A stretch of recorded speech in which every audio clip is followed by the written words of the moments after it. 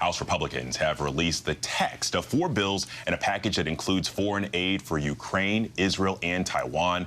The push to pass that $95 billion package comes as House Speaker Mike Johnson is facing a threat within his own party to oust him from his role. ABC's Jay O'Brien joins me now live from Capitol Hill for more. Well, Jay, first off, what is the temperature in the House right now? And frankly, I mean, is there enough support for these bills?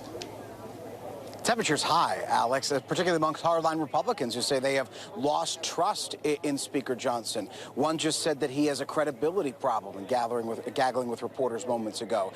And different Republicans have different issues with the Speaker. Some don't like that he included aid for Ukraine in this package of 4 foreign aid packages that will be voted on by Saturday. Others don't like that, he put aid for Ukraine in there and didn't put in any kind of border bill, although Johnson did propose a border bill that didn't make it out of the Rules Committee earlier.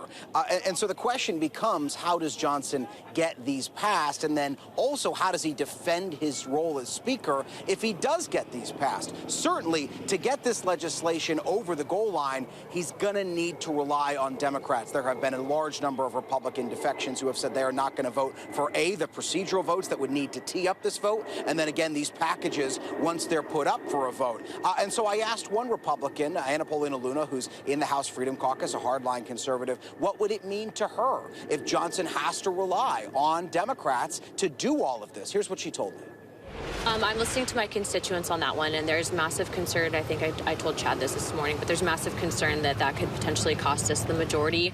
I think a bigger issue at hand, though, right now is why is it that we have messaging coming from the Speaker that's contradictory to what happened a few months back? And I've always been a pretty straight shooter in that, you know, right now we're at a very big area in our country. It's a problem with what we're seeing with foreign policy. And so he's third in line to the presidency, and I think he needs to start acting like it. So the thing she said that she was listening to her constituents on is whether or not she would support a motion to vacate, which would be that motion that Marjorie Taylor Greene has been shopping around to oust Johnson. And she didn't go as far as to say she would support that. There are other hardline conservatives who haven't necessarily said where they are on this issue. But if Greene does bring this motion, she has said she thinks she has the support to get it over the goal line. The question does she really, and does she want to take that step? Interesting. Well, and Jay, a major focus of one of these bills is a proposal to ban TikTok if its parent Chinese company doesn't sell within a year. How significant is that?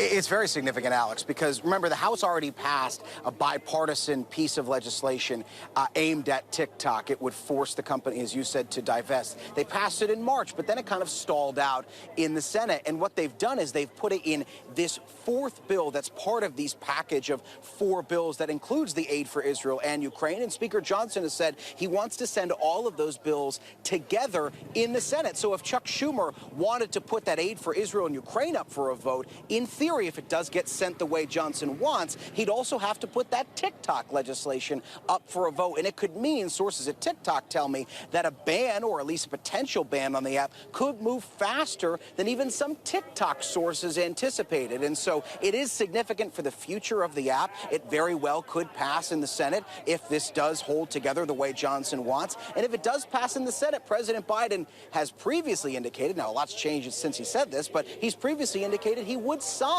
legislation to ban TikTok if it isn't sold from its Chinese parent company. So certainly this is something TikTok is already positioning itself to fight, because it is moving quickly here and it's wrapped in these foreign aid bills.